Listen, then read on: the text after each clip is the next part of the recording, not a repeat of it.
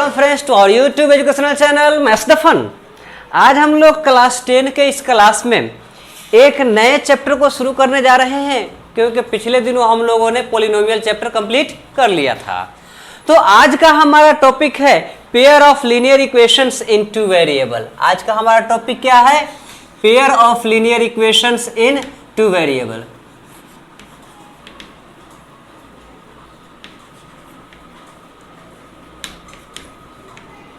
Two variables,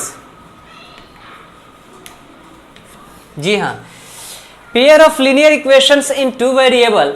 हम लोगों ने इसका ये part linear equation in two variable class 9 में पढ़ा हुआ है, और पेयर ऑफ लीनियर इक्वेशन पे कुछ एक्टिविटीज किया है, लेकिन बजाते pair of linear equation two variable को हम लोगों ने नहीं दिखा है ना। लीनियर इक्वेशन टू वेरिएबल को किया हुआ है। तो सबसे पहले pair of linear equation two variable chapter को शुरू करने से पहले हम थोड़ा सा रिवीजन, अपना रिकैप चाहेंगे। मतलब क्लास 9 में हम लोगों ने जो पढ़ा था, तो रिकैप में आ जाइए। सबसे पहले pair of linear equation in two variable कहते किसे है, या लीनियर इक्वेशन टू वेरिएबल क्या है?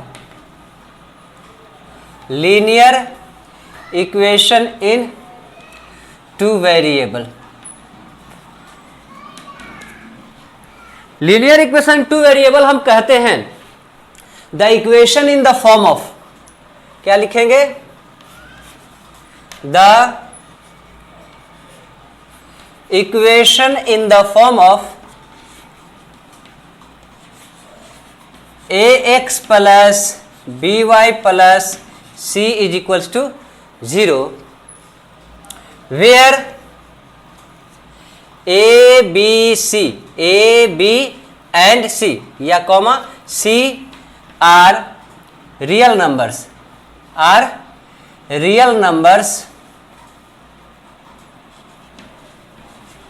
but a and b is not 0, but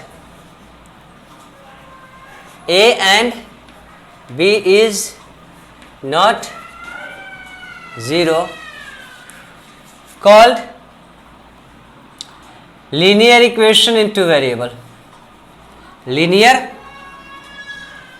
equation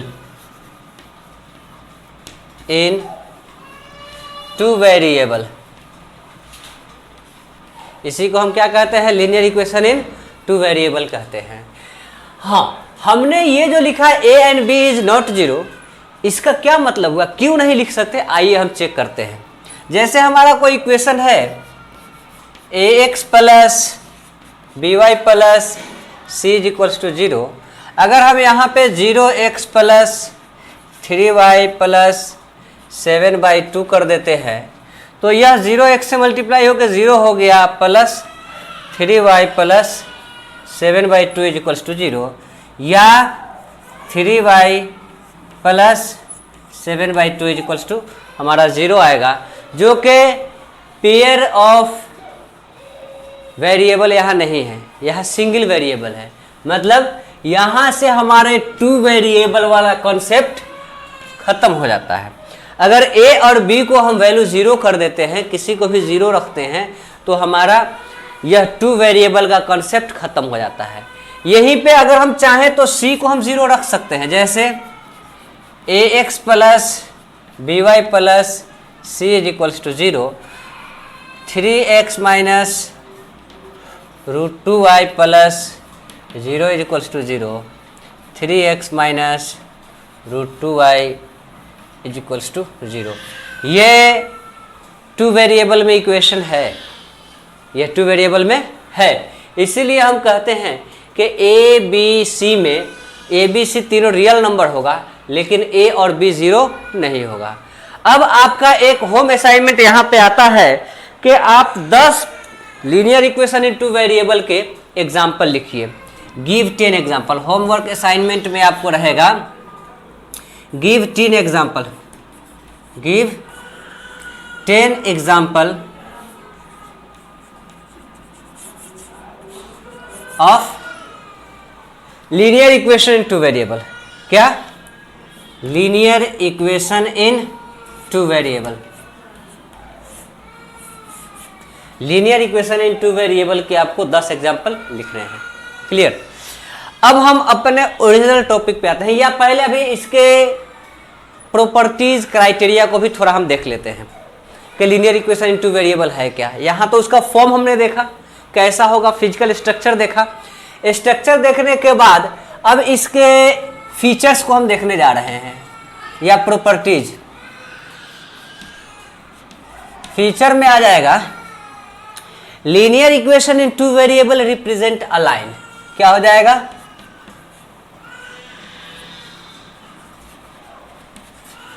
linear equation in two variable represent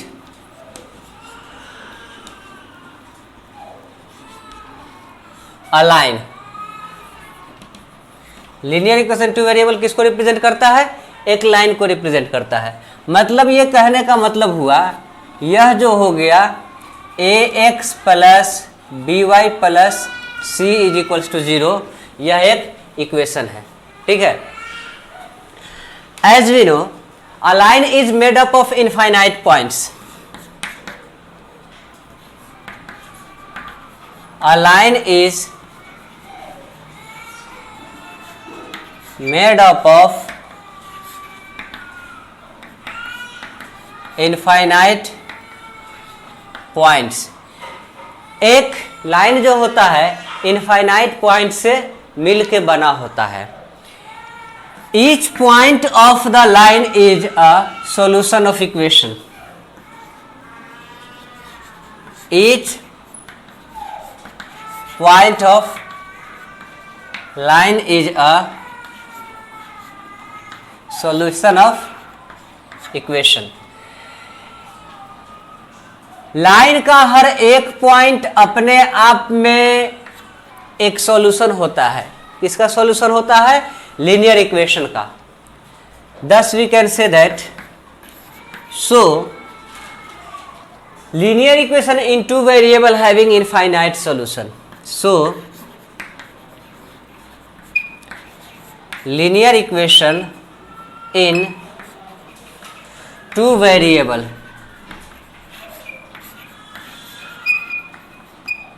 having infinite solutions.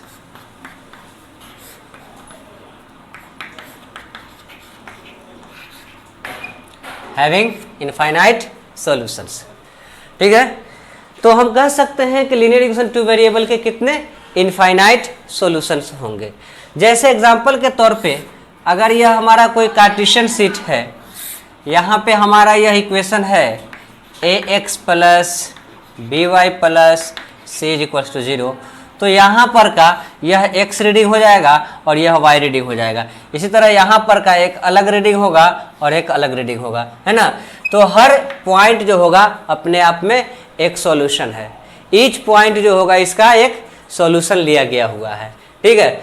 अब यहाँ पे एक और नई बात आती है कि आप लोगों ने शायद कहीं आपको देखने को मिले, यहाँ पे x और y के बदलने से इसका डायरेक्शन चेंज होता है। जी हाँ, coefficient of x and y are responsible for the direction of the line, direction of the graph.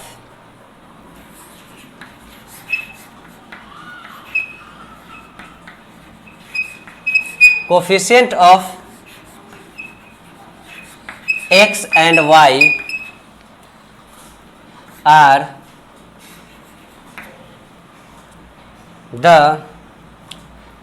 responsible for the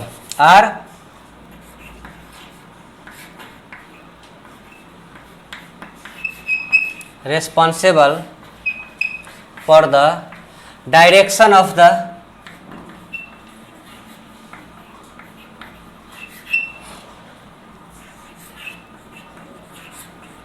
graph equation. Graph के इक्वेशन के डायरेक्शन के लिए जिम्मेदार कौन होता है, coefficient of x and coefficient of y, and c is constant term is responsible for the distance from origin, and constant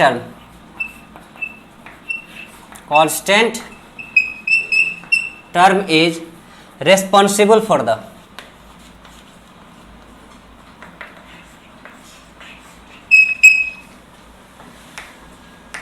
distance of line from origin।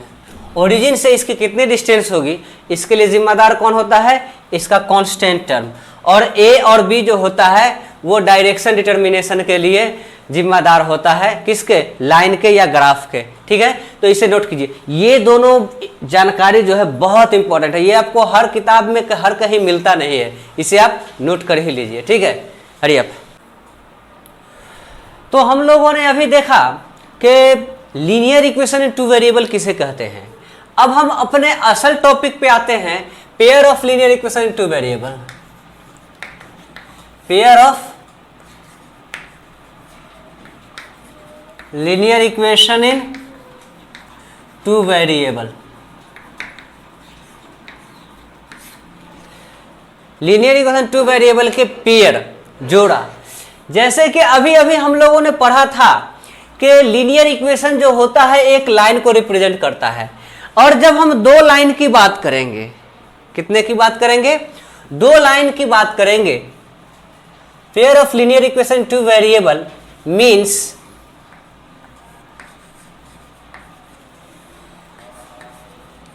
The interaction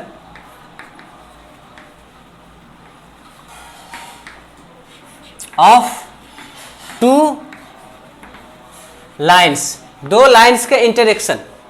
दो lines क्या क्या हो सकते हैं, पहले टू लाइन्स में be intersected. Two lines में intersecting. दो लाइन इंटरसेक्टिंग हो सकते हैं। यह हो गया a1x plus b1y plus c1 is equals to 0, और यह हो गया a2x plus b2y plus c2 is equals to 0। ये दो लाइन एक दूसरे को इंटरसेक्ट कर रहे हैं। Intersecting means they having one common point, one common point means single solution, single solution। two lines may be parallel। दूसरा इक्वेशन क्या होता है, दूसरा कंडीशन, अगर हम दो लाइन लिए हुए हैं तो ये दोनों लाइन एक दूसरे के पैरेलल हो सकते हैं। a1x plus b1y plus c1 equals to 0, a2x plus b2y plus c2 equals to 0। Two lines में बी पैरेलल, में बी पैरेलल। दो लाइन पैरेलल हो सकते हैं। जब पैरेलल होंगे no common point, no common point, तो इनका कोई भी कॉमन पॉइंट नहीं होगा, means they having no solution.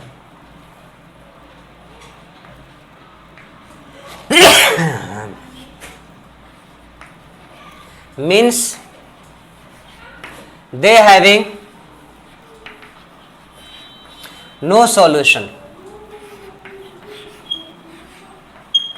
तो इन दोनों का कोई सॉल्यूशन नहीं होगा। अब तीसरा कंडीशन जो बनता है वह होता है टू लाइन्स में बी कंसिडेंट। दो लाइन एक दूसरे के कंसिडेंट हो सकते हैं, एक दूसरे के ऊपर हो सकते हैं। इसको हिंदी में कहते हैं समपाती। दोनों का डायरेक्शन और डिस्टेंस दोनों का सेम होगा।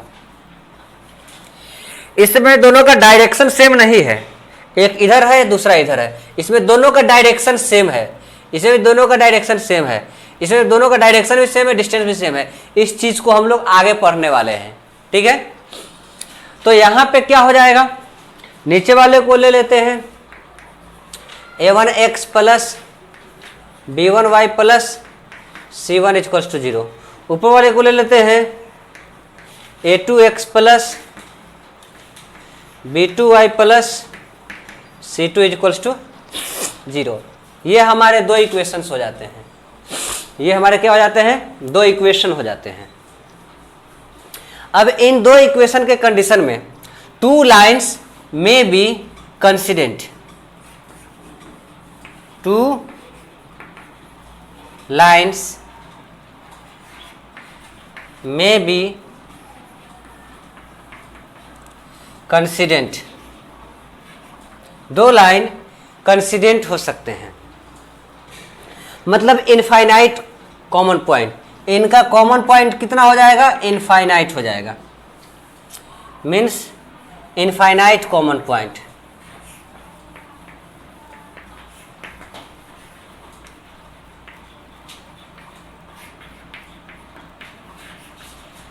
मतलब इनफाइनाइट सॉल्यूशन मीन्स they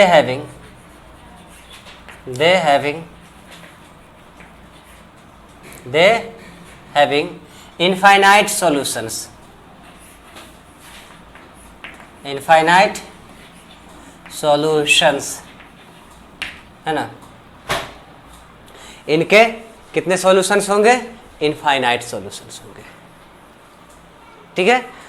तो ये तो बात रही इक्वेशन की। अब हम एक बहुत ही इंपॉर्टेंट चीज की बात करने जा रहे हैं, how to set an equation. हम किसी भी स्टेटमेंट को अलजेब्राइकली या ग्राफिकली कैसे रिप्रेजेंट कर सकते हैं, है ना। तो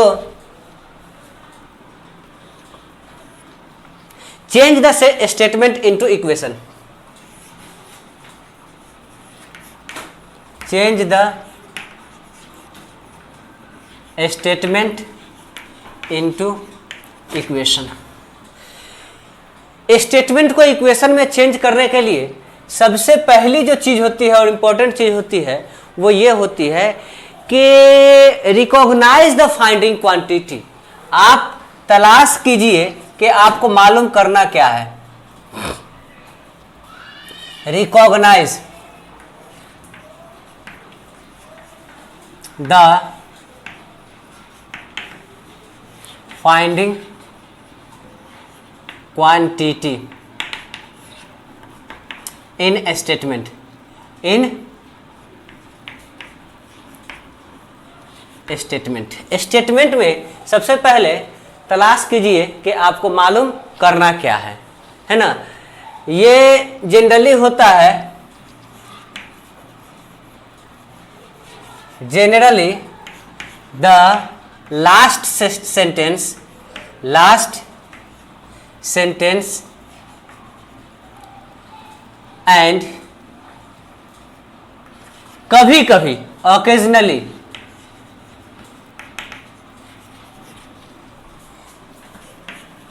the first sentence of question. यह क्वेश्चन का हमेशा लास्ट सेंटेंस होता है, कभी कभी यह फर्स्ट सेंटेंस में भी पूछा जाता है क्वेश्चन या स्टेटमेंट।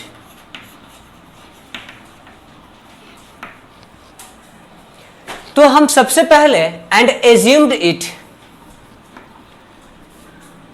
दूसरा काम हम करेंगे assumed the finding quantity as x and y।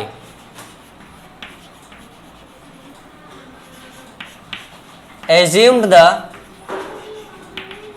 finding quantity as x and y। हम फाइंडिंग क्वांटिटी को x और y मान लेते हैं। इसके बाद तीसरा प्लेस होगा there are two conditions in the statements, there are two conditions in the statement। Statement के अंदर हमेशा दो कंडीशन दिए जाते हैं जो फाइंडिंग क्वांटिटी है उनके इंटरेक्शन से, है ना, with the interaction of finding quantity. Finding quantity के इंटरेक्शन से वहां पे दो कंडीशन दिए जाते हैं। इसके बाद हमारा चौथा पॉइंट होगा represent the first condition as first equation and second condition as second equation.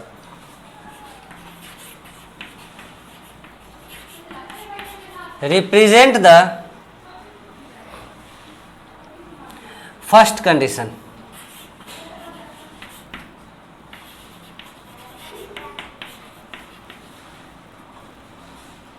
as first equation and the second condition as second equation। और सेकेंड कंडीशन को सेकेंड इक्वेशन हम बना देते हैं। Solve as directed. पांचवा, solve them as directed. Directed में algebra दो method होते हैं, एक होता है अलजेब्राइक मेथड और दूसरा होता है ग्राफिकल या उसी को ज्योमेट्रिकल भी कहते हैं, ग्राफिकल और जियोमेट्रिकल। ठीक है, तो इन 5 स्टेप को अगर हम फॉलो करते हैं तो हमारा कोई भी वर्ड प्रॉब्लम आसानी से बन जाता है। बाकी जो इक्वेशन अगर डायरेक्ट दिए हुए हों तो वहां पे सीधा ये दोनों काम करता है, solve them algebraically and graphical method.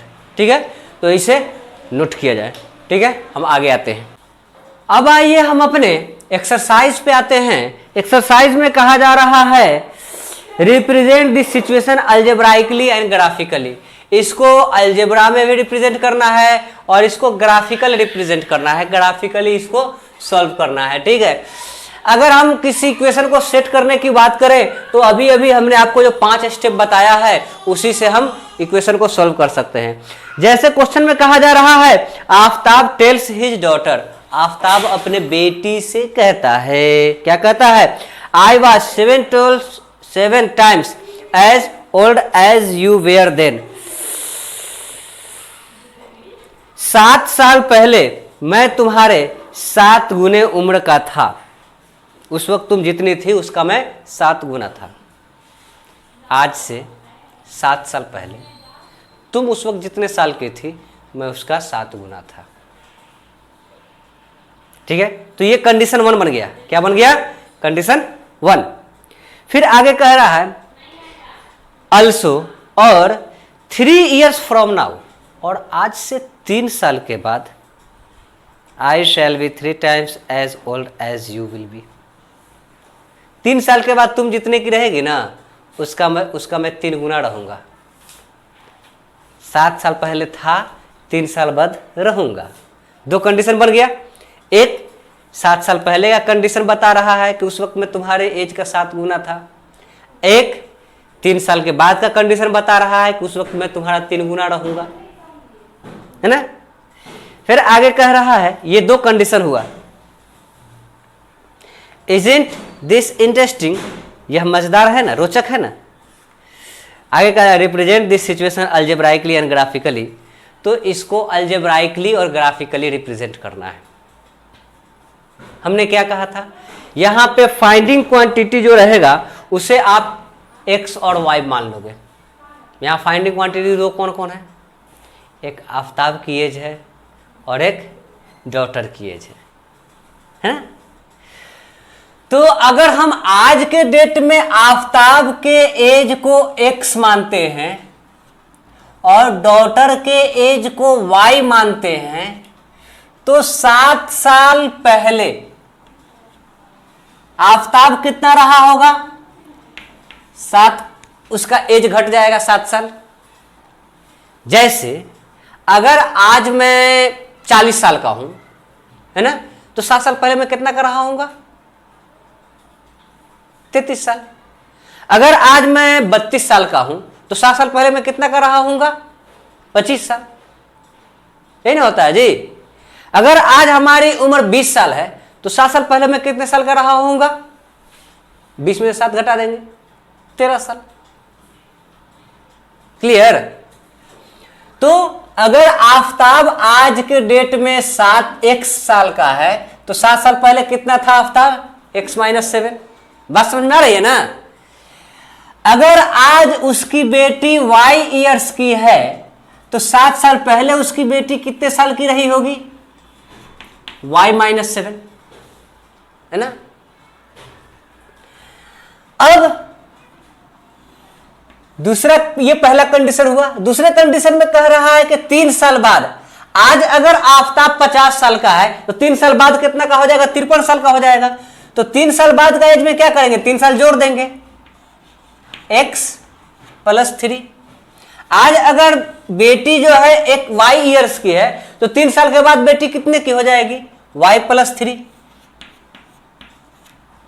कोई दिक्कत समझने में? नहीं। तो क्वेश्चन नंबर 1 की अगर बात की जाए, let present age of Aftab is equals to x and that of his daughter is y, then 7 years ago, 7 साल पहले, फर्स्ट कंडीशन है ये आपका, है ना? आफताब कितना हो जाएगा? x-7। डॉटर कितने की हो जाएगी?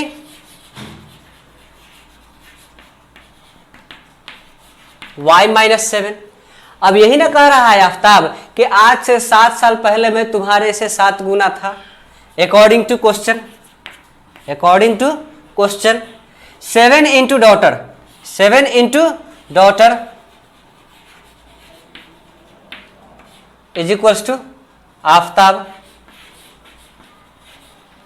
मतलब 7 ब्रैकेट डॉटर क्या है? y-7 is equals to Aftab क्या हो जाएगा? x-7। ये आपका हो जाएगा 7y - x is equals to 7 -7 + 7 7 जा 49। मतलब 7y - x is equals to 42। यह इक्वेशन 1 हो गया। अब इक्वेशन 2 के लिए अल्सो कितना है? 3 years फ्रॉम नाउ। क्या कह रहा है? also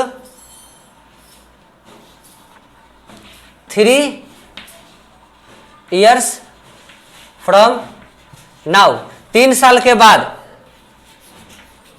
आफताब कितना हो जाएगा? x + 3। डॉटर कितने की हो जाएगी? y + 3। अकॉर्डिंग टू क्वेश्चन में क्या होगा? 3 into daughter is equals to Aftab. Capital से लिखेंगे क्योंकि नाम है। तो 3 ब्रैकेट डॉटर कितने की है? y + 3 is equals to x + 3। ये हो जाएगा 3y - x is equals to 3 - 9। 3y - x is equals to -6। Equation 2 हो गया। दोनों इक्वेशन बन गया। मतलब ये आपने अलजेब्राइकली रिप्रेजेंट किया। ये रिप्रेजेंटेशन कौन सा कहलाएगा? ये दोनों इक्वेशन है अलजेब्राइकली रिप्रेजेंटेशन, है ना? तो आज हम लोग सिर्फ अलजेब्राइकली रिप्रेजेंटेशन ही सीखेंगे, ग्राफिकल रिप्रेजेंटेशन आज इन तीनों क्वेश्चन का हम लोग नहीं सीखने जा रहे हैं, ये हम कल बात करेंगे और कल अगले एक्सरसाइज के साथ इसको इंक्लूड कर देंगे, मिला लेंगे, क्योंकि अगला मेथड एक्सरसाइज जो हम लोग को पढ़ना है वो पढ़ना ही है हम लोगों को ग्राफिकल मेथड। तो हम ग्राफिकल मेथड अगले क्लास में पढ़ेंगे और दोनों क्लास को एक साथ मिला देंगे, ठीक है। आज हम लोग सिर्फ क्या अलजेब्राइक रिप्रेजेंटेशन की बात कर रहे हैं। किसकी बात कर रहे हैं? अलजेब्राइक रिप्रेजेंटेशन की बात कर रहे हैं। अब हम लोग आते हैं क्वेश्चन नंबर 2 पे। क्वेश्चन नंबर 2 भी बहुत इंटरेस्टिंग है। The coach of a cricket team buys 3 bat and 6 ball. एक क्रिकेट टीम का कोच जो है वह 3 बैट और 6 बॉल खरीदता है। कितना रुपया में? 3900 रुपीज में। कितने रुपये में खरीदता है? 3900 रुपीज में 3 बैट और 6 बॉल। तो आपको बैट और बॉल के कॉस्ट की बात हो रही है, तो लेट ईच बैट कॉस्ट, क्या लिखेंगे? Let each bat cost is equals to X and that of ball is equal to Y, and ball is equals to Y. Bat का कॉस्ट हम x मान लेते हैं और बॉल का कॉस्ट को क्या मान लेते हैं? y मान लेते हैं। अब यहां पे 2 कंडीशन दिए हुए हैं अकॉर्डिंग टू क्वेश्चन। क्वेश्चन में क्या दिए हुए हैं? 3 bat and 6 ball cost. 3 bat and 6 ball cost is equals to 3900। कितना हो गया? ये हो गया 3900। मतलब 3x plus 6y is equals to 3900। ये सिंपल हमारा इक्वेशन 1 हो गया। अब हम इसके दूसरे इक्वेशन की बात करते हैं। ऑल्सो दूसरे दिन फिर खरीदने गया, क्या कह रहा है? Later she buys another bat and 3 more balls. अगले रोज जाकर के भी वो एक और बैट और 3 और बॉल ले लेती है। शी है, ले लेती है 3 more balls. Also 1 bat, another bat है, 1 bat and 3 ball is equals to 1300 में वो खरीदती है। कितना खरीदती है? यहां पे कॉस्ट कर देते हैं। Cost is equal to ball cost is equals to 1300। कितना? 1300 रुपया हो जाता है। तो अब हमको क्या मालूम करना है? Represent this situation 1300। अब ये हो गया 1x plus 3y is equals to 1300। ये इक्वेशन 2 हो गया। कितना सिंपल है। इसे इक्वेशन 1 और इसे इक्वेशन 2। आपको सबको अलजेब्राइकली सिर्फ रिप्रेजेंट करना है, सॉल्व नहीं करना है, वैल्यू फाइंड नहीं करना है, आंसर फाइंड नहीं करना है, सिर्फ रिप्रेजेंट करना है इक्वेशन। दूसरा क्वेश्चन भी हो गया। अब हम आते हैं क्वेश्चन नंबर 3 पे। किस पे आते हैं? क्वेश्चन नंबर 3 पे। क्वेश्चन नंबर 3 में क्या कहा जा रहा है? The cost of 2 kg apple and 1 kg grapes on a day was found to be Rs 160। जी सेम इसी तरह का क्वेश्चन है। एप्पल और ग्रेप्स की बात हो रही है। 2 kg एप्पल और 1 kg ग्रेप्स का कीमत कितना है? 160 रुपया है। तो let cost of apple is equals to x per kg and grapes is equals to y per kg। y per kg। अब अकॉर्डिंग टू क्वेश्चन, क्वेश्चन में क्या कहा जा रहा है? The cost of 2 kg apple and 1 kg grapes. 2 kg apple and 1 kg grapes cost 160 rupees. 2x plus 1y is equals to 160। Equation 1। फिर है also, फिर बाद में वो मार्केट जाती है आफ्टर अ मंथ। एक महीने के बाद, आफ्टर अ मंथ, एक महीने के बाद, the cost of 4 kg apple and 2 kg grapes, 4 kg Apple, also 4 kg Apple cost and 2 kg grapes, कितना हो जाता है इसका कीमत? 300 रुपये हो जाता है, 300 रुपये का ये हो जाता है।